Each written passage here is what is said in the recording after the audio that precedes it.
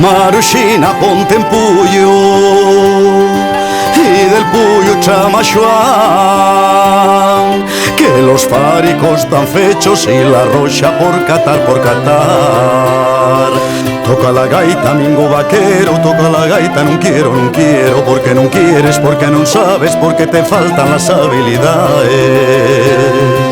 Tirularilu col gaití. Bueno, seguimos aquí en Gastrochar y estamos con Rubén Morán. Rubén Morán tiene un restaurante en Posada de Valdeón, al otro lado del muro, pero allí ya no hay muro, porque Los Bellos es todo una continuación, o sea que hay una relación siempre entre Asturias y toda la zona de Valdeón, Osellas, de Sayambre y toda esa zona, espectacular. Yo siempre digo que es un continuo, unos dirán que van para un lado y otros dirán que van para el otro, pero eso ya me da igual. El caso es que Rubén desde hace ya un tiempo abrió allí un restaurante y está sonando mucho por lo bien que está haciendo las cosas, sobremanera cocinando lo identitario de la zona de allí. Rubén, ¿cómo estás? Hola, muy bien.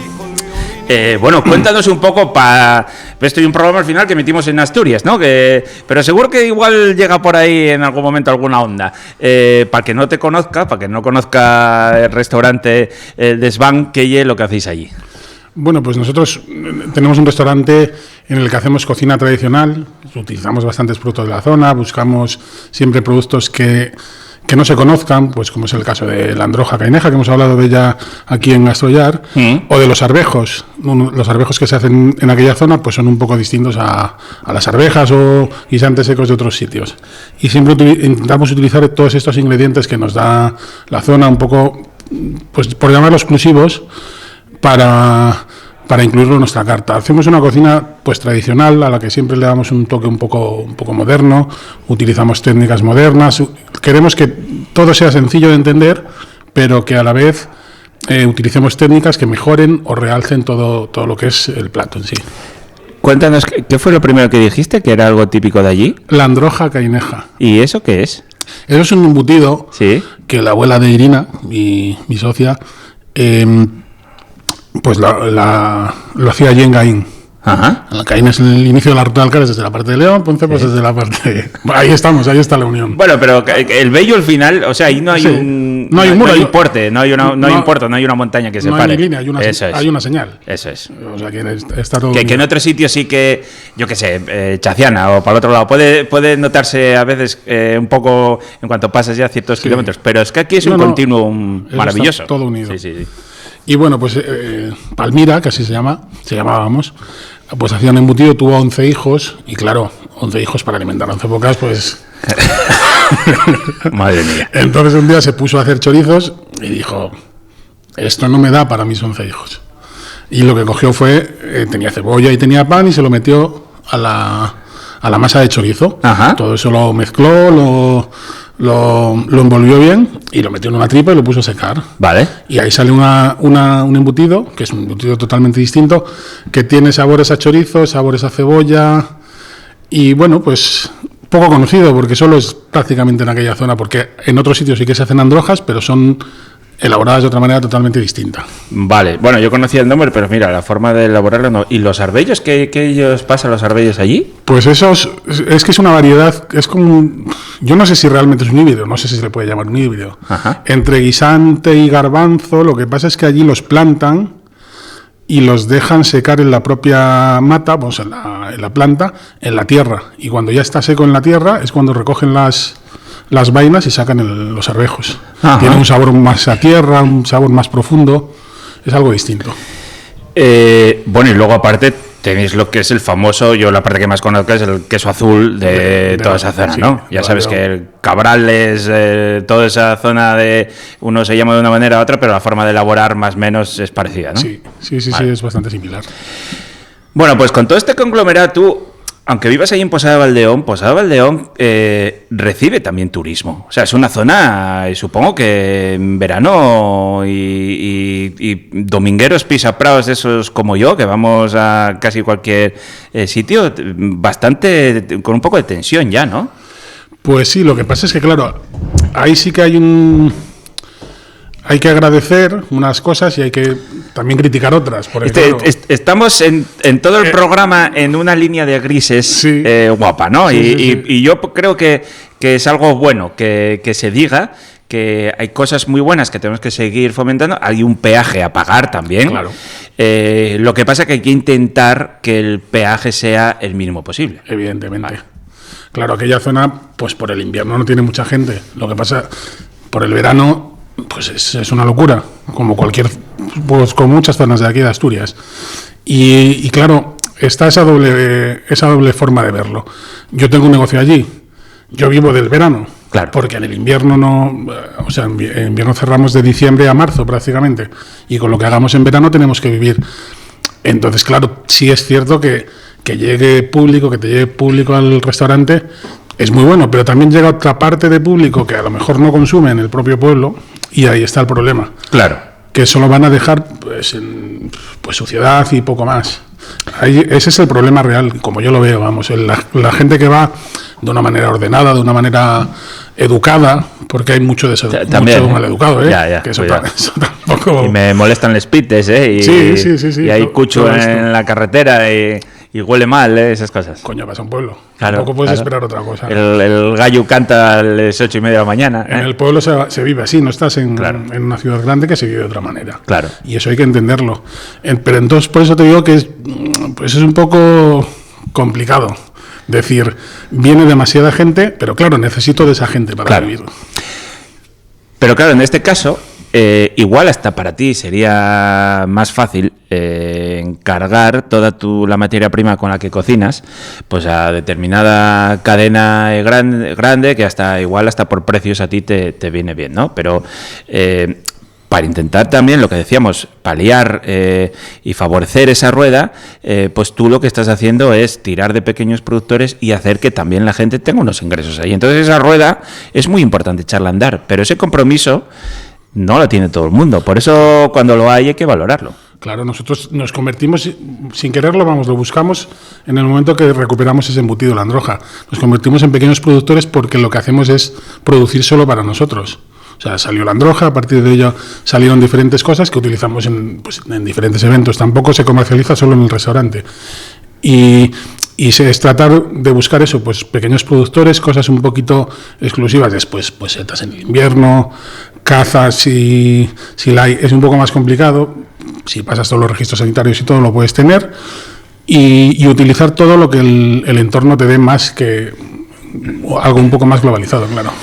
Uno de los grandes problemas que muchas veces decimos en este programa, desconozco cómo está la legislación también por allí, es que hay problemas a la hora de que a ti un pequeño productor temporal, no hace falta que sea una persona ya dada de alta ni en autónomos ni como empresa, sino pues eso, alguien que caza algo, sí, pasa un registro sanitario y tú lo quieres tener en tu restaurante, y eso da valor, yo qué sé, pues algo que no esté prohibido, con sus registros y todo perfectamente legal, ¿eh? No estamos hablando de tres cosas. Sí. Pero pone muchos problemas. Se puede consumir en casa, pero nunca venderlo en un restaurante. Eso tendría que cambiar, porque claro, sí es cierto que, claro, tú imagínate que tú quieres tener, yo que sé, ciervo o jabalí allí. Bueno, ahora todo el tema de la caza está un poco complicado todo allí. Uh-huh.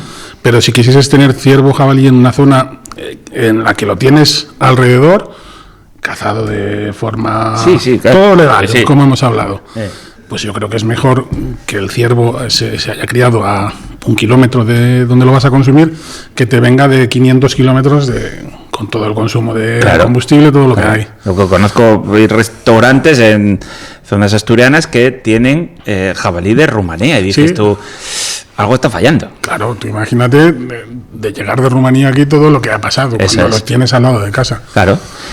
Y puedes vender ese valor. Mira, esto es algo de aquí, lo cazó Manolín, paisano, que lo trajo tal día, lo tuvimos la carne macerando X tiempo, No te viene ya despiezado ni de vete tú a saber dónde. Así debería de ser. Claro. Lo que pasa es que la legislación pues no lo permite. Pero son pequeños pasos que sí que a ti te darían mucha más cancha y mucho más juego a pues esos arbellos de que te gusten más los de un paisanín, que no sé, pues no hace falta que el paisano con sus años, la paisana, se tenga que dar de alta a un autónomo, sino que puede vendértelo a ti directamente. Claro, eso sería lo ideal. Al final, contribuyes todo a la economía local. Es un círculo que queda cerrado en una zona muy pequeña con muy poco impacto ambiental. Volviendo un poco al tema de gastronomía, ya sabes, ¿no? Hay grandes forums gastronómicos donde no te marcan las tendencias anuales y me da la sensación que la mayor parte de los restaurantes que son como el tuyo o parecidos, que están en zonas que no están en las grandes ciudades, nunca cuentan con vosotros ni con vuestra opinión para ver qué se puede hacer o qué os gustaría hacer. Eso sí que es difícil porque, a ver, tenemos poca visibilidad. Sí. Al final estás en un pueblito pequeño que tienes que llegar por una carretera muchas veces complicada y nosotros casi no hemos hecho publicidad, vivimos del boca a boca, como muchos otros sitios. Y al final todo eso, hasta que llega a grandes foros, pues es complicado, claro. Bueno, pero tú al final, de un tiempo para acá, eres un restaurante que tienes menciones en grandes guías, o sea que poco a poco está sonando eso, ¿no? Sí, todo poco a poco, con mucho esfuerzo. Hacemos 17 años. 17 años ahora ahí. Entonces, poco a poco, con esfuerzo. Date cuenta que, claro, nosotros llevamos 17 años, pero trabajamos un periodo de 6-7 meses al año. Ya. Entonces, es como que llevásemos 8. Ya. Si lo extrapolas a un restaurante, digamos, normal. Claro. Que yo no sé lo que es normal, vamos, pero... Y claro, eso se consigue entiendo que no viviendo en los meses en los que estás trabajando, porque estás a saco entre producciones y atender a casi todas las horas. Sí. Y teniendo claro que, bueno, que cuando vas a disfrutar de más de tu vida es en invierno, ¿no? Pues ahí está la idea, porque, claro, nosotros trabajamos 90, 100 días seguidos, o sea, sin cerrar el restaurante. Servicio de mañana, servicio de noche. Nosotros, los dos, trabajamos esos días a nuestra gente, a nuestros empleados, le damos descansos, todas las cosas. Uh-huh. Y después sí es cierto que te llega pues el periodo de invierno, el periodo de temporada baja, y ya es cuando aprovechamos pues para vivir realmente, para ver crecer a los niños. Tenemos 2 hijos, y entonces es en ese momento cuando tú estás con ellos. En el verano, a ver, vivimos puerta con puerta. El restaurante tiene un corredor y cruzas ese corredor y entras a casa. O sea que estamos puerta con puerta, pero sí es cierto que ese contacto, ese estar más con ellos, se consigue en el invierno. Claro, pero eso con los problemas de personal y con las condiciones laborales que hay ahora, entiendo que también ese equilibrio es complicado, ¿no? Es muy complicado. Claro. Muy complicado porque cada temporada pues empezamos con gente nueva generalmente. Claro. Hay gente que, claro, nosotros podemos ofrecer un periodo de tiempo y la gente, yo entiendo que tiene que vivir, evidentemente. Claro. Entonces está un periodo de tiempo. Hay gente que a lo mejor que por juventud pues ha estado estudiando y ha compaginado las dos cosas. Pero bueno, pues así estamos, en una batalla casi constante de formar al principio de temporada y decir, ahora llega el final de temporada y tienes que ir. Está muy bien que se sepa todo esto, ¿no? Que es muy complicado. Es la cara B de todo eso, porque la cara bonita pues es todo lo que puedas decir con un plato. Instagram, ¿eh? Sí, la cara bonita es Instagram. Pero después hay que vivir toda esa parte, toda esa parte compleja. Bueno, pues el desván en Posada de Valdeón, Rubén Morán. Yo tengo pendiente este año acercarme hasta allí, así que muchas gracias, un abrazo y espero que nos veamos pronto. Vale, igualmente.